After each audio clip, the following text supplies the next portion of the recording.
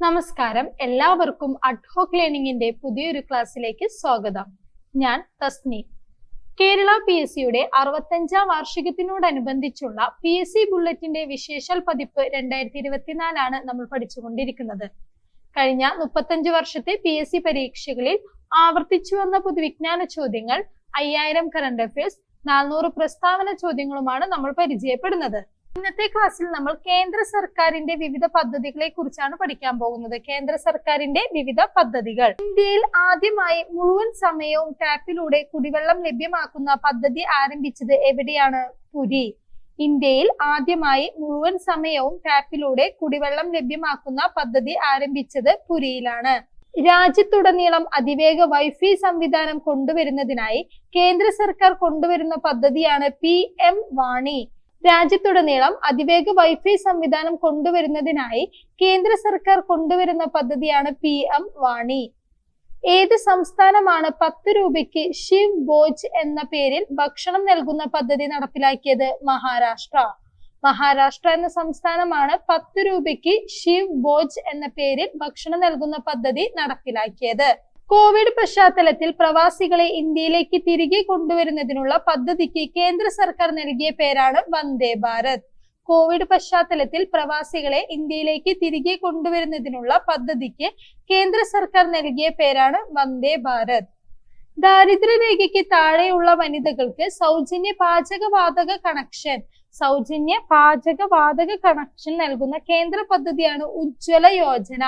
ദാരിദ്ര്യരേഖയ്ക്ക് താഴെയുള്ള വനിതകൾക്ക് സൗജന്യ പാചകവാതക കണക്ഷൻ നൽകുന്ന കേന്ദ്ര പദ്ധതിയാണ് ഉജ്ജ്വല യോജന. നവജാത ശിശുക്കളുടെ മരണനിരക്ക് കുറയ്ക്കുക എന്ന ലക്ഷ്യത്തോടെ ആരംഭിച്ച പദ്ധതിയാണ് ജനനി സുരക്ഷാ യോജന. നവജാത ശിശുക്കളുടെ മരണനിരക്ക് കുറയ്ക്കുക എന്ന ലക്ഷ്യത്തോടെ ആരംഭിച്ച പദ്ധതിയാണ് ജനനി സുരക്ഷാ യോജന. 2020 എല്ലാ കുട്ടികൾക്കും രോഗപ്രതിരോധ ശേഷി സജ്ജമാക്കാൻ ലക്ഷ്യമിടുന്ന കേന്ദ്ര സർക്കാർ പദ്ധതിയാണ് ഇന്ദ്രധനുഷ്. 2020 എല്ലാ കുട്ടികൾക്കും രോഗപ്രതിരോധ ശേഷി സജ്ജമാക്കാൻ ലക്ഷ്യമിടുന്ന കേന്ദ്ര സർക്കാർ പദ്ധതിയാണ് ഇന്ദ്രധനുഷ്.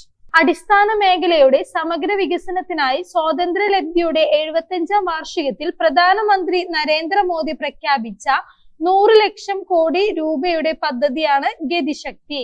അടിസ്ഥാന മേഖലയുടെ സമഗ്ര വികസനത്തിനായി സ്വാതന്ത്ര്യലബ്ധിയുടെ 75ാം വാർഷികത്തിൽ പ്രധാനമന്ത്രി നരേന്ദ്രമോദി പ്രഖ്യാപിച്ച 100 ലക്ഷം കോടി രൂപയുടെ പദ്ധതിയാണ് ഗതിശക്തി. ഇന്ത്യയെ കോൺഫറൻസുകളുടെയും മീറ്റിംഗുകളുടെയും ഡെസ്റ്റിനേഷൻ ആക്കുന്നതിന് കേന്ദ്ര സർക്കാർ ആരംഭിച്ച പദ്ധതിയാണ് മീറ്റ് ഇൻ ഇന്ത്യ. ഇന്ത്യയെ കോൺഫറൻസുകളുടെയും മീറ്റിംഗുകളുടെയും ഡെസ്റ്റിനേഷൻ ആക്കുന്നതിന് കേന്ദ്ര സർക്കാർ ആരംഭിച്ച പദ്ധതിയാണ് meet in India. Indira Awas Yojana പ്രകാരം നിർമ്മിക്കുന്ന വീടുകൾ എത്ര വർഷത്തേക്കാണ് കൈമാറ്റം ചെയ്യാൻ സാധിക്കാത്തത്? 15 വർഷം. ഇന്ദിരാ ആവാസ് യോജന പ്രകാരം നിർമ്മിക്കുന്ന വീടുകൾ 15 വർഷത്തേക്കാണ് നമുക്ക് കൈമാറ്റം ചെയ്യാൻ സാധിക്കാത്തത്. എത്ര വയസ്സ് കഴിഞ്ഞവർക്കാണ് കിസാൻ അഭിമാൻ പദ്ധതി പ്രകാരം പെൻഷൻ ലഭിക്കുന്നത്? 60 വയസ്സ് കഴിഞ്ഞവർക്കാണ് കിസാൻ അഭിമാൻ പദ്ധതി പ്രകാരം പെൻഷൻ ലഭിക്കുന്നത്. LPG സിലിണ്ടറുകൾ ഓൺലൈനായി ബുക്ക് ചെയ്യുന്നതിന് കേന്ദ്ര സർക്കാർ കൊണ്ടുവന്ന പദ്ധതിയാണ് സഹജ്. LPG സിലിണ്ടറുകൾ ഓൺലൈനായി ബുക്ക് ചെയ്യുന്നതിന് കേന്ദ്ര സർക്കാർ കൊണ്ടുവന്ന പദ്ധതിയാണ് സഹജ്. ഏത് കുടിൽ വ്യവസായത്തിൽ ഏർപ്പെട്ടിരിക്കുന്നവരുടെ ഉന്നമനം ലക്ഷ്യമിട്ടുള്ള പദ്ധതിയാണ് ഗ്രാമോദ്യോഗ് വികാസ് യോജന? അഗർബത്തി കുടിൽ വ്യവസായത്തിൽ ഏർപ്പെട്ടിരിക്കുന്നവരുടെ ഉന്നമനം ലക്ഷ്യമിട്ടുള്ള പദ്ധതിയാണ് ഗ്രാമോദ്യോഗ് വികാസ് യോജന. ഏത് സംസ്ഥാനമാണ് 75 വർഷം പഴക്കമുള്ള മരങ്ങൾക്ക് പ്രാണവായു ദേവതാ പെൻഷൻ പദ്ധതി 2021 ജൂണിൽ നടപ്പാക്കിയത്? ഹരിയാന എന്ന സംസ്ഥാനമാണ് 75 വർഷം പഴക്കമുള്ള മരങ്ങൾക്ക് പ്രാണവായു ദേവതാ പെൻഷൻ പദ്ധതി 2021 ജൂണിൽ നടപ്പാക്കിയത്. ചൈനയുടെ സ്ട്രിംഗ് ഓഫ് പേൾസിന് പകരം ഇന്ത്യ ആവിഷ്കരിക്കുന്ന പദ്ധതിയാണ് ഗാർലാൻഡ് ഓഫ് ഡയമണ്ട്സ്. ചൈനയുടെ സ്ട്രിംഗ് ഓഫ് പേൾസിന് പകരം ഇന്ത്യ ആവിഷ്കരിക്കുന്ന പദ്ധതിയാണ് ഗാർലാൻഡ് ഓഫ് ഡയമണ്ട്സ്. ഇത് എന്തിനുള്ള പദ്ധതിയാണ്? നേവൽ ബേസുകൾ, എയർ കോറിഡോറുകൾ മുതലായവ നിർമ്മിക്കുന്നതിനുള്ള പദ്ധതിയാണ്. 2021 ഓഗസ്റ്റ് 23 ദേശീയ ധനസമ്പാദന പദ്ധതി പ്രഖ്യാപിച്ചതാരെ? നിർമ്മല സീതാരാമൻ. 2021 ഓഗസ്റ്റ് 23 ദേശീയ ധനസമ്പാദന പദ്ധതി പ്രഖ്യാപിച്ചത് നിർമ്മല സീതാരാമൻ. ഇന്ത്യയിലെ എല്ലാ ഗ്രാമങ്ങളിലും ഹൈസ്പീഡ് ബ്രോഡ്ബാൻഡ് കണക്ഷൻ നൽകാനുള്ള പദ്ധതിയാണ് ഭാരത് നെറ്റ് പദ്ധതി. ഇന്ത്യയിലെ എല്ലാ ഗ്രാമങ്ങളിലും ഹൈസ്പീഡ് ബ്രോഡ്ബാൻഡ് കണക്ഷൻ നൽകാനുള്ള പദ്ധതിയാണ് ഭാരത് നെറ്റ് പദ്ധതി. ജൻറം പദ്ധതിയുടെ പുതിയ പേരാണ് അമൃത്. ജൻറം പദ്ധതിയുടെ പുതിയ പേരാണ് അമൃത്. അമൃത് എന്ന് പറഞ്ഞു കഴിഞ്ഞാൽ അതിന്റെ പൂർണ്ണ രൂപം Atal mission for rejuvenation and urban development. Amrut എന്നതിന്റെ പൂർണ്ണ രൂപം Atal mission for rejuvenation and urban development. വ്യോമ നിരീക്ഷണം ശക്തമാക്കാൻ ഉദ്ദേശിച്ച് 6 പുതിയ നിരീക്ഷണ വിമാനങ്ങൾ സ്വന്തമാക്കാനുള്ള പദ്ധതിയുടെ പേരാണ് ആകാശത്തും കണ്ണുകൾ. വ്യോമ നിരീക്ഷണം ശക്തമാക്കാൻ ഉദ്ദേശിച്ച് 6 പുതിയ നിരീക്ഷണ വിമാനങ്ങൾ സ്വന്തമാക്കാനുള്ള പദ്ധതിയുടെ പേരാണ് ആകാശത്തും കണ്ണുകൾ. 2020 മെയ് 12 പ്രധാനമന്ത്രി പ്രഖ്യാപിച്ച 20 ലക്ഷം കോടി രൂപയുടെ ബൃഹത് പദ്ധതിയാണ് ആത്മനിർഭർ ഭാരത് അഭിയാൻ. 2020 മെയ് 12 പ്രധാനമന്ത്രി പ്രഖ്യാപിച്ച 20 ലക്ഷം കോടി രൂപയുടെ ബൃഹത് പദ്ധതിയാണ് ആത്മനിർഭർ ഭാരത് അഭിയാൻ. 2024 എല്ലാ വീടുകളിലും ശുദ്ധമായ കുടിവെള്ളം എത്തിക്കുന്നതിനുള്ള പദ്ധതിയാണ് ജൽ ജീവൻ മിഷൻ. 2024 എല്ലാ വീടുകളിലും ശുദ്ധമായ കുടിവെള്ളം എത്തിക്കുന്നതിനുള്ള പദ്ധതിയാണ് ജൽ ജീവൻ മിഷൻ. ആയുർവേദത്തെ പ്രോത്സാഹിപ്പിക്കുന്നതിന് ദേവാരണ്യം പദ്ധതി ആരംഭിക്കുന്ന സംസ്ഥാനമാണ് മധ്യപ്രദേശ്. ആയുർവേദത്തെ പ്രോത്സാഹിപ്പിക്കുന്നതിന് ദേവാരണ്യം പദ്ധതി ആരംഭിക്കുന്ന സംസ്ഥാനമാണ് മധ്യപ്രദേശ്. ഉപയോഗശൂന്യമായ ഒരു റെയിൽവേ കോച്ചിനൊന്നാകെ റെസ്റ്റോറന്റ് ആക്കി മാറ്റുന്ന ഇന്ത്യൻ റെയിൽവേയുടെ പദ്ധതിയാണ് ബോഗി ബോഗി. ഉപയോഗശൂന്യമായ ഒരു റെയിൽവേ കോച്ചിനെ ഒന്നാകെ റെസ്റ്റോറന്റ് ആക്കി മാറ്റുന്ന ഇന്ത്യൻ റെയിൽവേയുടെ പദ്ധതിയാണ് ബോഗി ബോഗി. LED ബൾബുകൾ കുറഞ്ഞ വിലയ്ക്ക് ഗ്രാമങ്ങളിൽ എത്തിക്കാനുള്ള കേന്ദ്ര സർക്കാരിന്റെ പദ്ധതിയാണ് ഗ്രാം ഉജാല. LED ബൾബുകൾ കുറഞ്ഞ വിലയ്ക്ക് ഗ്രാമങ്ങളിൽ എത്തിക്കാനുള്ള കേന്ദ്ര സർക്കാരിന്റെ പദ്ധതിയാണ് ഗ്രാം ഉജാല. സ്ത്രീകൾക്കും കുട്ടികൾക്കും എതിരെയുള്ള അതിക്രമങ്ങൾ, സൈബർ കുറ്റകൃത്യങ്ങൾ എന്നിവ തടയുന്നത് ലക്ഷ്യമിട്ട് സൈബർ സേഫ് ഇനിഷ്യേറ്റീവ് എന്ന പദ്ധതി ആരംഭിച്ച സംസ്ഥാനമാണ് മഹാരാഷ്ട്ര. സ്ത്രീകൾക്കും കുട്ടികൾക്കും എതിരെയുള്ള അതിക്രമങ്ങൾ, സൈബർ കുറ്റകൃത്യങ്ങൾ എന്നിവ തടയുന്നത് ലക്ഷ്യമിട്ട് സൈബർ സേഫ് ഇനിഷ്യേറ്റീവ് എന്ന പദ്ധതി ആരംഭിച്ച സംസ്ഥാനമാണ് മഹാരാഷ്ട്ര. ദൈനംദിന ജീവിതത്തിൽ കായിക ഇനങ്ങൾ കൂടി ഉൾപ്പെടുത്തി ആരോഗ്യമുള്ള ഒരു ജനതയെ സൃഷ്ടിക്കാനുള്ള കേന്ദ്ര സർക്കാർ പദ്ധതിയാണ് ഫിറ്റ് ഇന്ത്യ മൂവ്മെന്റ്.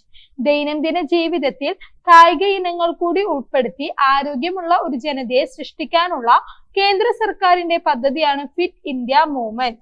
കോവിഡ് പ്രതിരോധ പ്രവർത്തനങ്ങൾക്കിടയിൽ ജീവൻ നഷ്ടമാകുന്നവർക്ക് 50 ലക്ഷം രൂപയുടെ പരിരക്ഷ ഉറപ്പാക്കുന്ന ഇൻഷുറൻസ് പദ്ധതി ഉൾപ്പെടുത്തിയ കേന്ദ്ര സർക്കാർ പാക്കേജാണ് പ്രധാനമന്ത്രി ഗരീബ് കല്യാൺ പാക്കേജ്. കോവിഡ് പ്രതിരോധ പ്രവർത്തനങ്ങൾക്കിടയിൽ ജീവൻ നഷ്ടമാകുന്നവർക്ക് 50 ലക്ഷം രൂപയുടെ പരിരക്ഷ ഉറപ്പാക്കുന്ന ഇൻഷുറൻസ് പദ്ധതി ഉൾപ്പെടുത്തിയ കേന്ദ്ര സർക്കാർ പാക്കേജാണ് പ്രധാനമന്ത്രി ഗരീബ് കല്യാൺ പാക്കേജ്. എണ്ണക്കുരു ഉൽപാദനത്തിൽ സ്വയം പര്യാപ്തത കൈവരിക്കുന്നതിനുള്ള കേന്ദ്ര സർക്കാർ പദ്ധതിയാണ് തിൽഹാൻ മിഷൻ. എണ്ണക്കുരു ഉൽപാദനത്തിൽ സ്വയം പര്യാപ്തത കൈവരിക്കുന്നതിനുള്ള കേന്ദ്ര സർക്കാർ പദ്ധതിയാണ് തിൽഹാൻ മിഷൻ. അയൽ രാജ്യങ്ങൾക്ക് വാക്സിൻ നൽകി സഹായിക്കുന്ന ഇന്ത്യൻ പദ്ധതിയാണ് വാക്സിൻ മൈത്രി. അയൽ രാജ്യങ്ങൾക്ക് വാക്സിൻ നൽകി സഹായിക്കുന്ന ഇന്ത്യൻ പദ്ധതിയാണ് വാക്സിൻ മൈത്രി. 4 വർഷത്തിനുള്ളിൽ 6 ലക്ഷം കോടി രൂപ സമാഹരണം ലക്ഷ്യമിട്ടുകൊണ്ട് 2021 കേന്ദ്ര സർക്കാർ അവതരിപ്പിച്ച പദ്ധതിയാണ് ദേശീയ ധനസമ്പാദന പദ്ധതി. 4 വർഷത്തിനുള്ളിൽ 6 ലക്ഷം കോടി രൂപ സമാഹരണം ലക്ഷ്യമിട്ടുകൊണ്ട് 2021 കേന്ദ്ര സർക്കാർ അവതരിപ്പിച്ച പദ്ധതിയാണ് ദേശീയ ധനസമ്പാദന പദ്ധതി. മഹാസമൃദ്ധി മഹിളാ ശക്തി കിരൺ പദ്ധതി ആരംഭിച്ച സംസ്ഥാനമാണ് മഹാരാഷ്ട്ര. മഹാസമൃദ്ധി മഹിളാ ശക്തി കിരൺ പദ്ധതി ആരംഭിച്ച സംസ്ഥാനമാണ് മഹാരാഷ്ട്ര. യുവാക്കൾക്ക് ഇന്ത്യൻ സൈന്യത്തിൽ 3 വർഷത്തെ ഹ്രസ്വകാല സേവനത്തിന് അവസരമൊരുക്കുന്നതിന് ഇന്ത്യൻ ആർമി ആരംഭിക്കുന്ന പദ്ധതിയാണ് ടൂർ ഓഫ് ഡ്യൂട്ടി. യുവാക്കൾക്ക് ഇന്ത്യൻ സൈന്യത്തിൽ 3 വർഷത്തെ ഹ്രസ്വകാല സേവനത്തിന് അവസരമൊരുക്കുന്നതിന് ഇന്ത്യൻ ആർമി ആരംഭിക്കുന്ന പദ്ധതിയാണ് ടൂർ ഓഫ് ഡ്യൂട്ടി. സിവിൽ സർവീസിന്റെ സമഗ്ര പരിശീലനത്തിനും കർമ്മശേഷി വർദ്ധിപ്പിക്കുന്നതിനുമായി കേന്ദ്ര ഗവൺമെന്റ് ആവിഷ്കരിച്ച പദ്ധതിയാണ് മിഷൻ കർമ്മയോഗി. സിവിൽ സർവീസിന്റെ സമഗ്ര പരിശീലനത്തിനും കർമ്മശേഷി വർദ്ധിപ്പിക്കുന്നതിനുമായി കേന്ദ്ര ഗവൺമെന്റ് ആവിഷ്കരിച്ച പദ്ധതിയാണ് മിഷൻ കർമ്മയോഗി. സ്ത്രീകൾക്കെതിരായ അക്രമം തടയുന്നതിനായി ഓപ്പറേഷൻ ദുരാചാരി എന്ന പദ്ധതി ആരംഭിച്ച സംസ്ഥാനമാണ് ഉത്തർപ്രദേശ്. സ്ത്രീകൾക്കെതിരായ അക്രമം തടയുന്നതിനായി ഓപ്പറേഷൻ ദുരാചാരി എന്ന പദ്ധതി ആരംഭിച്ച സംസ്ഥാനമാണ് ഉത്തർപ്രദേശ്. മേക്ക് ഇൻ ഇന്ത്യ പദ്ധതിയുടെ ഭാഗമായി ഇന്ത്യയിൽ നിർമ്മിച്ച് ശ്രീലങ്കയ്ക്ക് കൈമാറിയ ട്രെയിനാണ് പുലതിസി എക്സ്പ്രസ്. മേക്ക് ഇൻ ഇന്ത്യ പദ്ധതിയുടെ ഭാഗമായി ഇന്ത്യയിൽ നിർമ്മിച്ച് ശ്രീലങ്കയ്ക്ക് കൈമാറിയ ട്രെയിനാണ് പുലതിസി എക്സ്പ്രസ്. ഓരോ പൗരന്റെയും സമ്പൂർണ്ണ ആരോഗ്യ വിവരങ്ങൾ സൂക്ഷിക്കുന്നതിനായി സവിശേഷ തിരിച്ചറിയൽ കാർഡ് ലഭ്യമാക്കുന്ന കേന്ദ്ര സർക്കാർ പദ്ധതിയാണ് ആയുഷ്മാൻ ഭാരത് ഡിജിറ്റൽ മിഷൻ. ഓരോ പൗരന്റെയും സമ്പൂർണ്ണ ആരോഗ്യ വിവരങ്ങൾ സൂക്ഷിക്കുന്നതിനായി സവിശേഷ തിരിച്ചറിയൽ കാർഡ് ലഭ്യമാക്കുന്ന കേന്ദ്ര സർക്കാർ പദ്ധതിയാണ് ആയുഷ്മാൻ ഭാരത് ഡിജിറ്റൽ മിഷൻ.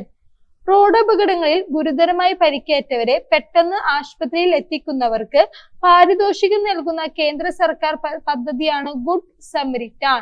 റോഡപകടങ്ങളിൽ ഗുരുതരമായി പരിക്കേറ്റവരെ പെട്ടെന്ന് ആശുപത്രിയിൽ എത്തിക്കുന്നവർക്ക് പാരിതോഷികം നൽകുന്ന കേന്ദ്ര സർക്കാർ പദ്ധതിയാണ് ഗുഡ് സമരിറ്റൻ. നിയമസഹായം വീട്ടുപടിക്കലേക്ക് എന്ന ലക്ഷ്യവുമായി കേന്ദ്ര നിയമ മന്ത്രാലയം നടപ്പിലാക്കിയ പദ്ധതിയാണ് ഏക് പഹൽ ഡ്രൈവ്.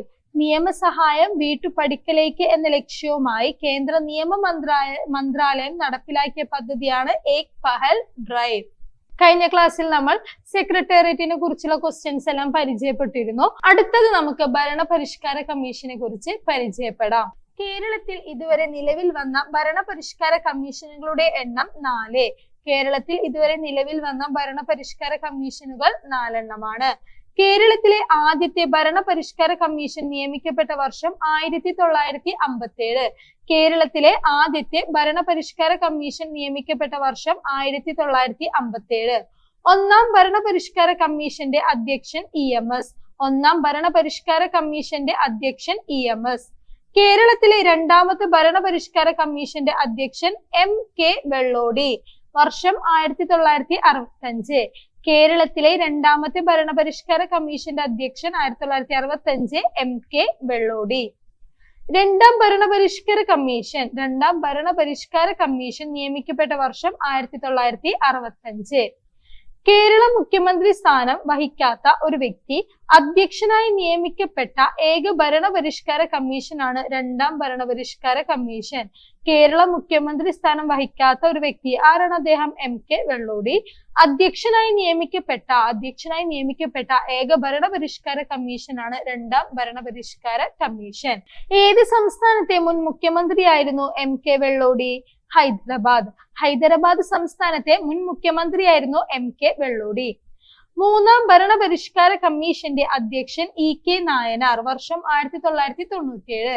മൂന്നാം ഭരണപരിഷ്കാര കമ്മീഷന്റെ അധ്യക്ഷൻ EK നായനാർ. വർഷം 1997. കേരളത്തിൽ ഭരണപരിഷ്കാര കമ്മീഷൻ അധ്യക്ഷനായി സേവനമനുഷ്ഠിച്ച ഏക ICS ഉദ്യോഗസ്ഥനാണ് MK വെള്ളോടി. കേരളത്തിൽ ഭരണപരിഷ്കാര കമ്മീഷൻ അധ്യക്ഷനായി സേവനമനുഷ്ഠിച്ച ഏക ICS ഉദ്യോഗസ്ഥനാണ് MK വെള്ളോടി. എത്രാമത്തെ ഭരണപരിഷ്കാര കമ്മീഷനാണ് ഇന്ത്യൻ അഡ്മിനിസ്ട്രേറ്റീവ് സർവീസ് മാതൃകയിൽ കേരള സിവിൽ സർവീസ് പുനഃസംഘടിപ്പിക്കണം എന്ന് ശുപാർശ ചെയ്തത്? മൂന്നാം ഭരണപരിഷ്കാര കമ്മീഷൻ. മൂന്നാം ഭരണപരിഷ്കാര കമ്മീഷനാണ് ഇന്ത്യൻ അഡ്മിനിസ്ട്രേറ്റീവ് സർവീസ് മാതൃകയിൽ കേരള സിവിൽ സർവീസ് പുനഃസംഘടിപ്പിക്കണം എന്ന് ശുപാർശ ചെയ്തത്. എത്രാമത്തെ ഭരണപരിഷ്കാര കമ്മീഷന്റെ ചെയർമാൻ ആയിരുന്നു VS അച്യുതാനന്ദൻ? നാലാമത്തെ ഭരണപരിഷ്കാര കമ്മീഷന്റെ ചെയർമാൻ ആയിരുന്നു VS അച്യുതാനന്ദൻ. നാലാം ഭരണപരിഷ്കാര കമ്മീഷൻ നിയമിക്കപ്പെട്ട വർഷം 2016. നാലാം ഭരണപരിഷ്കാര കമ്മീഷൻ നിയമിക്കപ്പെട്ട വർഷം 2016. നാലാം ഭരണപരിഷ്കാര കമ്മീഷന്റെ മെമ്പർ സെക്രട്ടറി ആയിരുന്നത് ഷീല തോമസ്. നാലാം ഭരണപരിഷ്കാര കമ്മീഷന്റെ മെമ്പർ സെക്രട്ടറി ആയിരുന്നത് ഷീല തോമസ്. അടുത്തത് നമുക്ക് അഡ്മിനിസ്ട്രേറ്റീവ് ട്രിബ്യൂണലെ കുറിച്ച് പരിചയപ്പെടാം. Administrative tribunal. Kerala administrative tribunal നിലവിൽ വന്നത് 2010 ഓഗസ്റ്റ് 26. കേരള അഡ്മിനിസ്ട്രേറ്റീവ് ട്രിബ്യൂണൽ നിലവിൽ വന്നത് 2010 ഓഗസ്റ്റ് 26. കേരള അഡ്മിനിസ്ട്രേറ്റീവ് ട്രിബ്യൂണൽ നിയമപ്രകാരം ഒരു പരാതി സമർപ്പിക്കുന്നതിനുള്ള ഫീസ് എത്രയാണ്? 50 രൂപ. കേരള അഡ്മിനിസ്ട്രേറ്റീവ് ട്രിബ്യൂണൽ നിയമപ്രകാരം ഒരു പരാതി സമർപ്പിക്കുന്നതിനുള്ള ഫീസ് 50 രൂപയാണ്. കേരള അഡ്മിനിസ്ട്രേറ്റീവ് ട്രിബ്യൂണലിന്റെ ആസ്ഥാനം തിരുവനന്തപുരം. കേരള അഡ്മിനിസ്ട്രേറ്റീവ് ട്രിബ്യൂണലിന്റെ ആസ്ഥാനം തിരുവനന്തപുരം.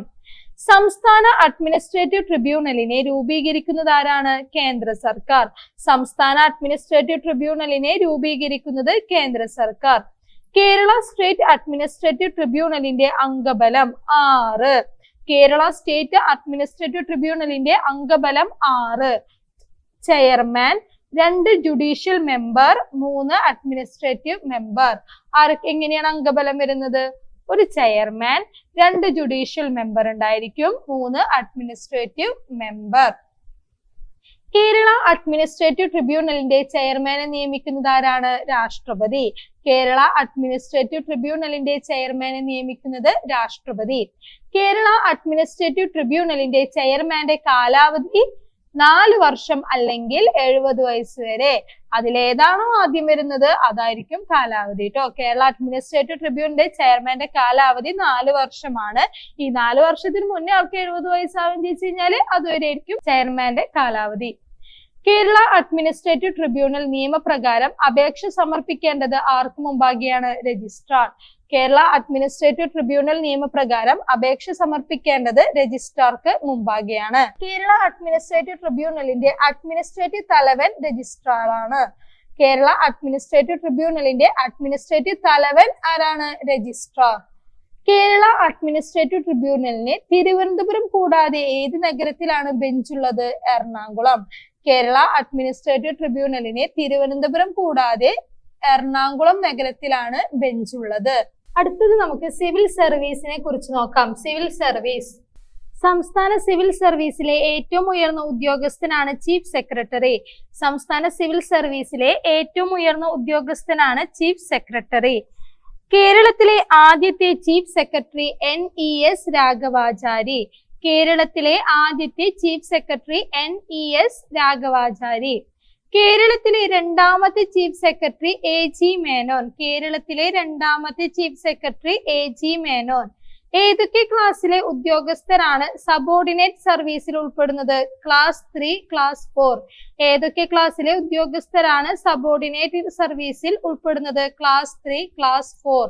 സംസ്ഥാന സിവിൽ സർവീസിൽ ഗസറ്റഡ് ഉദ്യോഗസ്ഥർ എന്ന വിഭാഗത്തിൽ ഉൾപ്പെടുന്നത് ഏതൊക്കെ ക്ലാസുകളിൽ ഉൾപ്പെടുന്നവരാണ്? Class 1, class 2. സംസ്ഥാന സിവിൽ സർവീസിൽ ഗസറ്റഡ് ഉദ്യോഗസ്ഥർ എന്ന വിഭാഗത്തിൽ ഉൾപ്പെടുന്നത് ക്ലാസ് 1, ക്ലാസ് 2 ക്ലാസുകളിൽ ഉൾപ്പെടുന്നവരാണ്. സംസ്ഥാന സിവിൽ സർവീസിന്റെ നിയമനാധികാരി സംസ്ഥാന സർക്കാർ. സംസ്ഥാന സിവിൽ സർവീസിന്റെ നിയമനാധികാരി സംസ്ഥാന സർക്കാർ. സംസ്ഥാന എക്സിക്യൂട്ടീവ് ഡിപ്പാർട്ട്മെന്റ് തലവൻ ഏത് പേരിൽ അറിയപ്പെടുന്നു? ഡയറക്ടർ. സംസ്ഥാന എക്സിക്യൂട്ടീവ് ഡിപ്പാർട്ട്മെന്റ് തലവൻ ഡയറക്ടർ എന്ന പേരിൽ അറിയപ്പെടുന്നു. കേരളത്തിലെ മൂന്നാമത്തെ വനിതാ ചീഫ് സെക്രട്ടറിയാണ് നീല ഗംഗാധരൻ. കേരളത്തിലെ മൂന്നാമത്തെ വനിതാ ചീഫ് സെക്രട്ടറിയാണ് നീല ഗംഗാധരൻ. കേരളത്തിലെ ആദ്യ വനിതാ ചീഫ് സെക്രട്ടറി പത്മ രാമചന്ദ്രൻ. കേരളത്തിലെ ആദ്യ വനിതാ ചീഫ് സെക്രട്ടറി പത്മ രാമചന്ദ്രൻ. കേരളത്തിലെ രണ്ടാമത്തെ വനിതാ ചീഫ് സെക്രട്ടറി ലിസി ജേക്കബ്. കേരളത്തിലെ രണ്ടാമത്തെ വനിതാ chief secretary Lissy Jacob. Kerala service ചട്ടങ്ങളുടെ 2ാം ഭാഗം പ്രതിപാദിക്കുന്നത് യാത്രാ ഭത്ത വ്യവസ്ഥകൾ. കേരള സർവീസ് ചട്ടങ്ങളുടെ 2ാം ഭാഗം പ്രതിപാദിക്കുന്നത് യാത്രാ ഭത്ത വ്യവസ്ഥകൾ. കേരളത്തിലെ സർക്കാർ ജീവനക്കാരുടെ സമ്പൂർണ്ണ ഡാറ്റാബേസ് ആണ് സ്പാർക്ക്. കേരളത്തിലെ സർക്കാർ ജീവനക്കാരുടെ സമ്പൂർണ്ണ ഡാറ്റാബേസ് ആണ് സ്പാർക്ക്. സർവീസ് ആൻഡ് സ്പാർക്കിന്റെ പൂർണ്ണ രൂപം service and payroll administrative repository for Kerala. കേരളത്തിലെ സർക്കാർ ജീവനക്കാരുടെ സമ്പൂർണ്ണ ഡാറ്റാബേസ് ആണ് സ്പാർക്ക്. സ്പാർക്കിന്റെ പൂർണ്ണ രൂപം service and payroll administrative repository for Kerala. Kerala administrative service ചട്ടങ്ങൾ നിലവിൽ വന്നത് 2018 ജനുവരി 1. കേരള അഡ്മിനിസ്ട്രേറ്റീവ് സർവീസ് ചട്ടങ്ങൾ നിലവിൽ വന്നത് 2018 ജനുവരി 1. കേരള അഡ്മിനിസ്ട്രേറ്റീവ് സർവീസ് രൂപവൽക്കരിക്കാൻ അടിസ്ഥാനമായ നിയമം Kerala public services act 1968. Kerala administrative service രൂപവൽക്കരിക്കാൻ അടിസ്ഥാനമായ നിയമം Kerala public services act 1968. Kerala സർക്കാരിന്റെ അപ്പെക്സ് ട്രെയിനിങ് ഇൻസ്റ്റിറ്റ്യൂട്ട് ആണ് IMG. കേരള സർക്കാരിന്റെ അപ്പെക്സ് ട്രെയിനിങ് ഇൻസ്റ്റിറ്റ്യൂട്ട് ആണ് IMG. Institute of management in government. Institute of management in government. Institute of management in ഗവൺമെന്റിന്റെ ആസ്ഥാനം Thiruvananthapuram. Institute of management in ഗവൺമെന്റിന്റെ ആസ്ഥാനം തിരുവനന്തപുരം.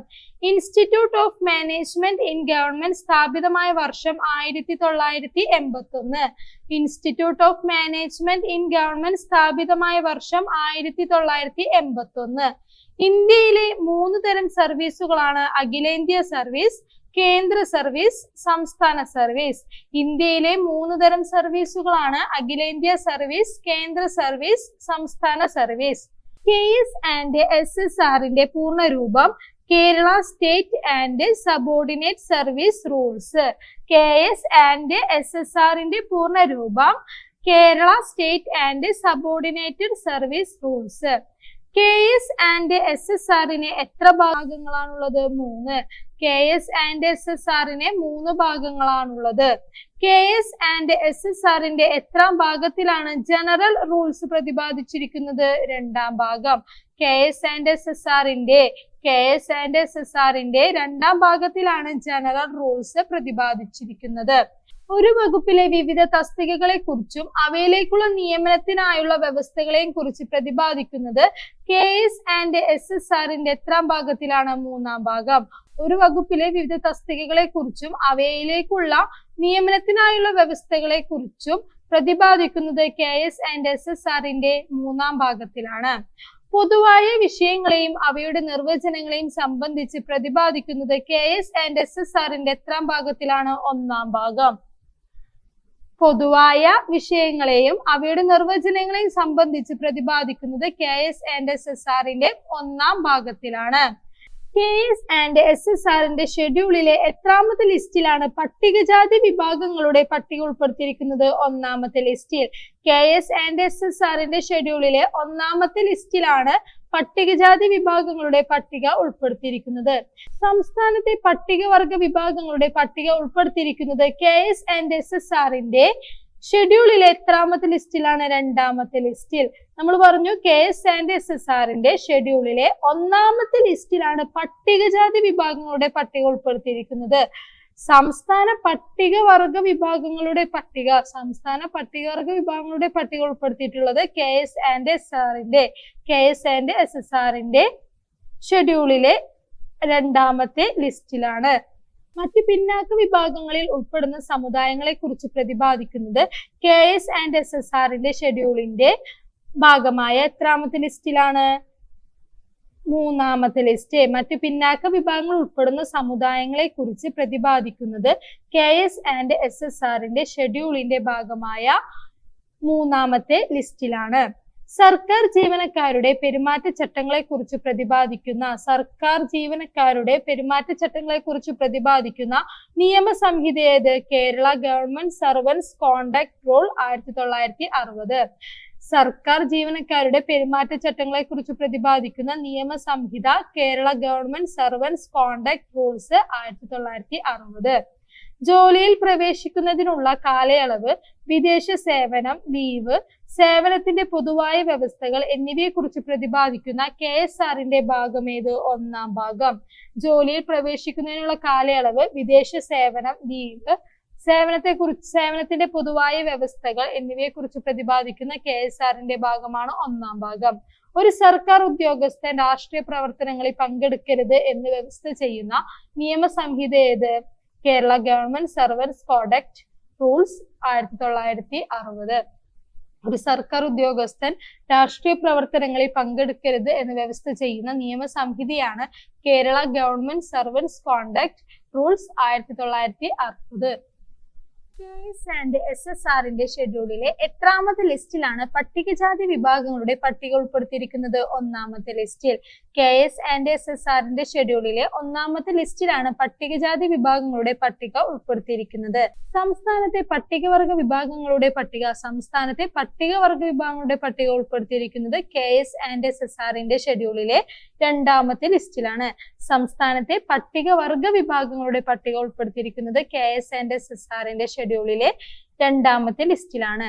മറ്റ് പിന്നാക്ക വിഭാഗങ്ങളിൽ ഉൾപ്പെടുന്ന സമുദായങ്ങളെ കുറിച്ച് പ്രതിപാദിക്കുന്നത് KS&SSRന്റെ ഷെഡ്യൂളിലെ ഭാഗമായ എത്രാമത്തെ ലിസ്റ്റിലാണ്? മൂന്നാമത്തെ ലിസ്റ്റ്.